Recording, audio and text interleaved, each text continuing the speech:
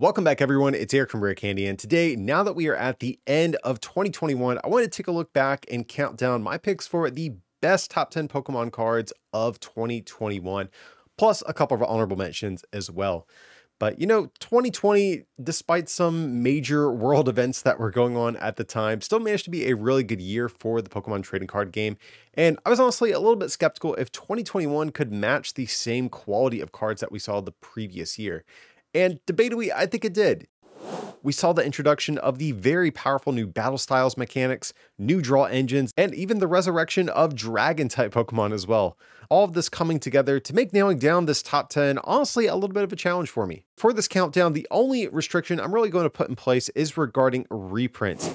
I'll only be allowing reprints of cards that previously were not already in standard format, meaning that cards such as Level Ball or Energy Recycler will be eligible to appear on this list, but others such as Professor's Research or Boss's Orders will not be, despite seeing new printings this past year. We saw I think close to 1,000 cards this year. So there actually is a good chance that your picks for the year are going to look a little bit different from mine. So at the end of this video, be sure to comment down below what are your favorite cards of 2021 and how do you feel about the ones that I landed on as well.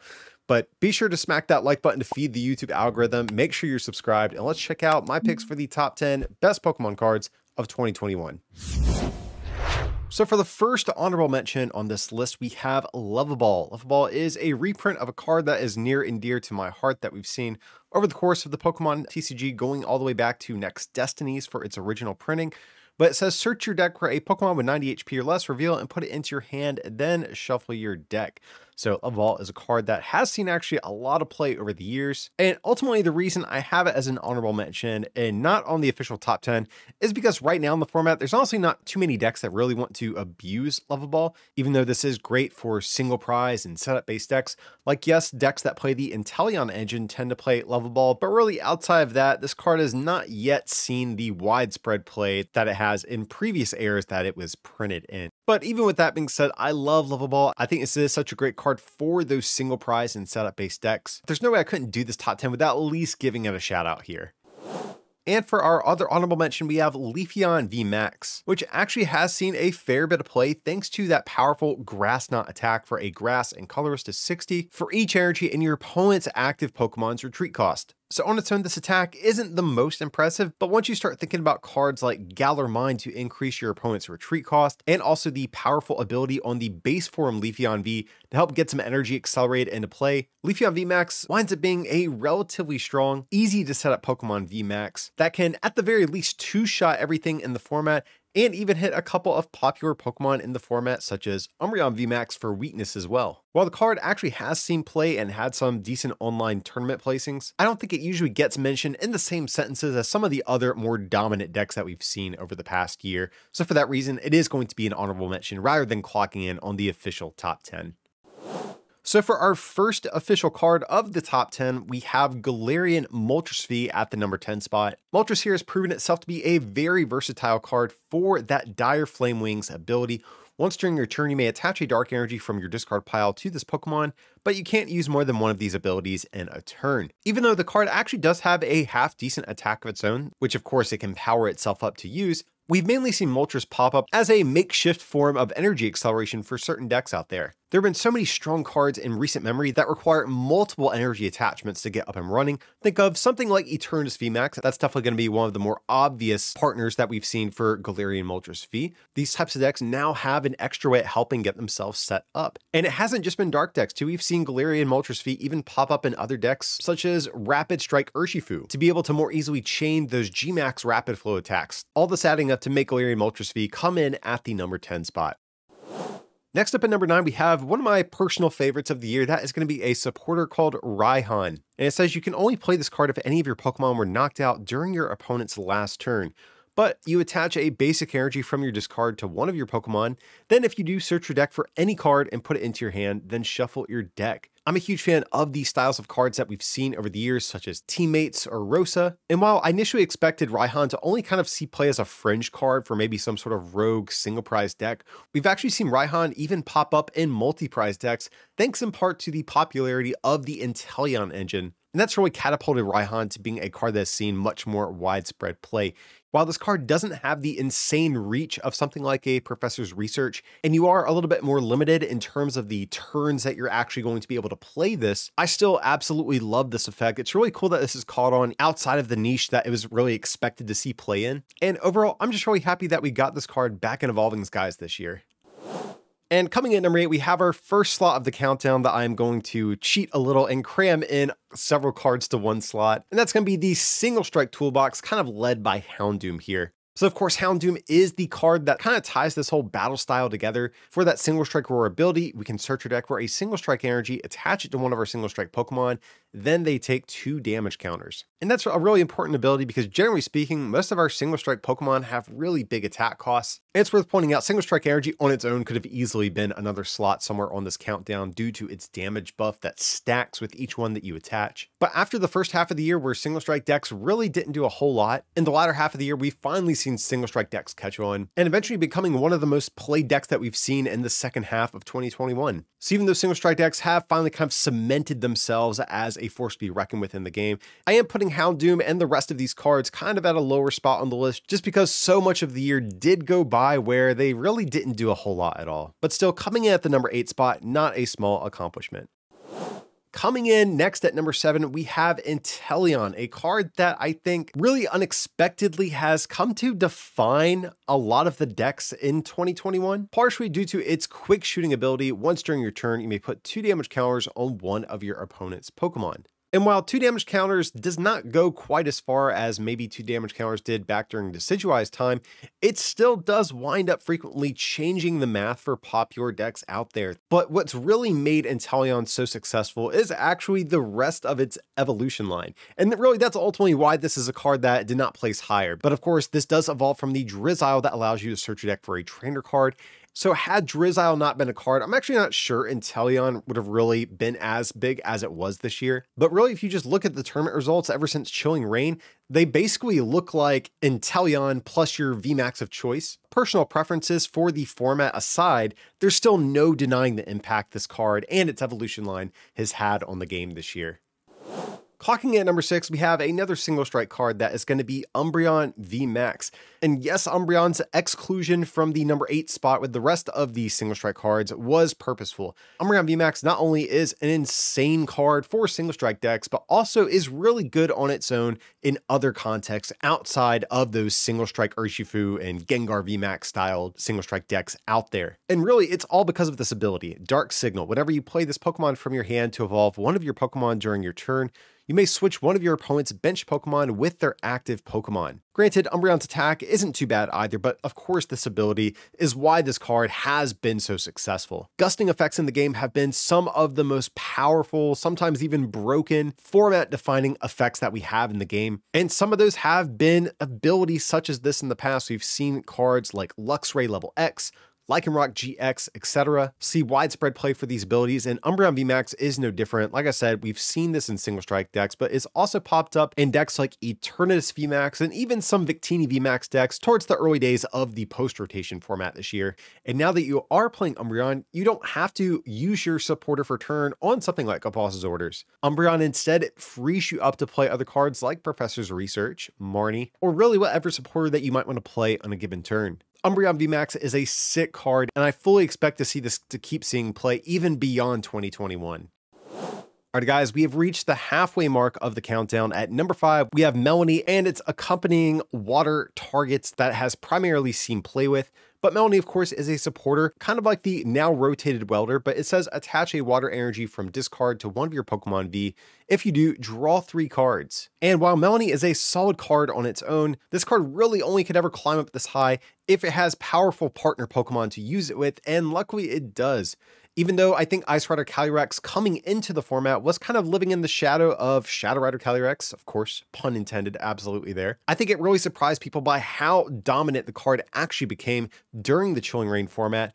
And of course, ever since, we've also seen Suicune V come onto the scene and give Melanie decks a very strong 2 prize Pokemon to use as well. So while it doesn't accelerate as many energies as something like Welder, and yes, it is only limited to just Pokemon V, that does not stop this card from becoming one of the best that we've seen this year, climbing all the way up to the number 5 spot.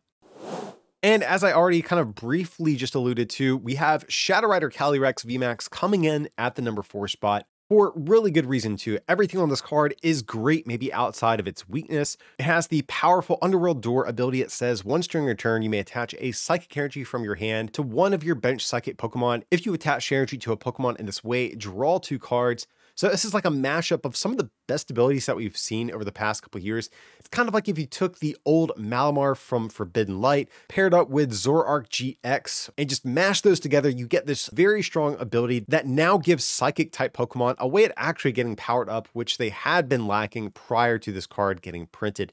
And of course, this attack, also no slouch either. It does 10 plus 30 for each Psychic Energy attached to all of your Pokemon. And while I don't have it pictured on screen, the base Shadow Rider Calyrex V is no slouch either. It has a decent spread damage attack, and also an attack that can shut special energy-based decks basically completely out of the game. On top of that, it got its own search card, Fog Crystal printed in the same set, and is resistant to Rapid Strike Urshifu VMAX, one of the strongest cards in the game as well. It is susceptible to being disrupted by cards like Path to the Peak, but beyond that, there's really a lot to love about this card, which is why it is going to climb so high up to the number 4 spot. Now, even though it is weak to the card we just looked at, the number 4 spot, that is not going to stop Rapid Strike Urshifu VMAX and its other Rapid Strike tools from climbing all the way to the number 3 spot. While I think most people in the community kind of expected Rapid Strike Urshifu to be a solid card, I think at a glance, I wouldn't begrudge anyone from taking just a quick glance at this card and not thinking too much about it. You know, when we have other cards like Eternatus VMAX in the format or Shadow Rider Calyrex in the format that can hit for crazy amounts of damage, Rapid Strike Urshifu by comparison's capping out at around 120 to 150, which doesn't seem nearly as impressive, but what really makes Rapid Strike Urshifu so good is how efficient it is with its damage. You can get this thing set up very quickly, it's not a big resource hog, and you can just start poking your opponent and start getting some damage quickly on the board. And on subsequent turns, since we do have cards like Rapid Strike Energy to throw down to provide 2 energies for your Urshifu, we can follow these Gale Thrust up with Gmax Rapid Flow to pick off previously damaged Pokemon by doing 120 to 2 of your opponent's Pokemon.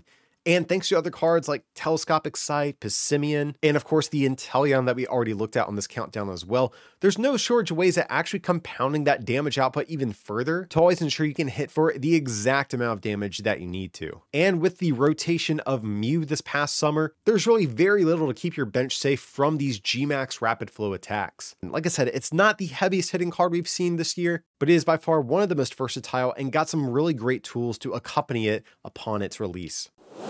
All right, guys, we are down to the wire. We have 2 spots remaining, and one of those is going to be Genesect V, along with the other cards in the Fusion Strike toolbox. This was actually one I kind of grappled with where I wanted to place, just because these cards really are so fresh, and we haven't had as much time for them to sort of marinate in our minds like some of the other ones on this list. But if you look at online tournament results recently, there is no denying the dominance of Mew VMAX and all of these Fusion Strike cards, with I think Genesect V kind of being the backbone of this entire engine and really what carries these Mew VMAX decks to success. Genesect has the insane Fusion Strike system ability that allows you to draw cards until you have as many cards in your hand as you have Fusion Strike Pokemon in play. And while I do think this is the best aspect about Genesect V, its attack Technoblast is one of the backbones of the Mew VMAX deck. Of course, if we are using Mew VMAX, which why wouldn't you? It's one of the best cards in the game right now as well. For 2 colorless energy, you can copy this attack and do 210. And thanks to the attack on the base form Mew V and or the powerful supporter Elisa Sparkle,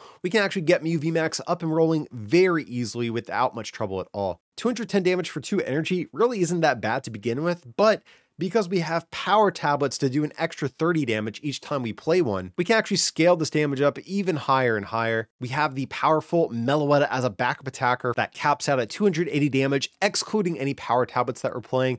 And we haven't even talked about Fusion Strike energy, which prevents our Fusion Strike Pokemon from being targeted by abilities such as the very dominant Inteleon that we already looked at on this countdown as well. So yes, I know these cards are still a little bit fresh, and maybe this winds up being a controversial pick, I'm not sure, but I think the Fusion Strike cards are insane, and the final set of the year that they released into really helped make 2021 go out with a bang.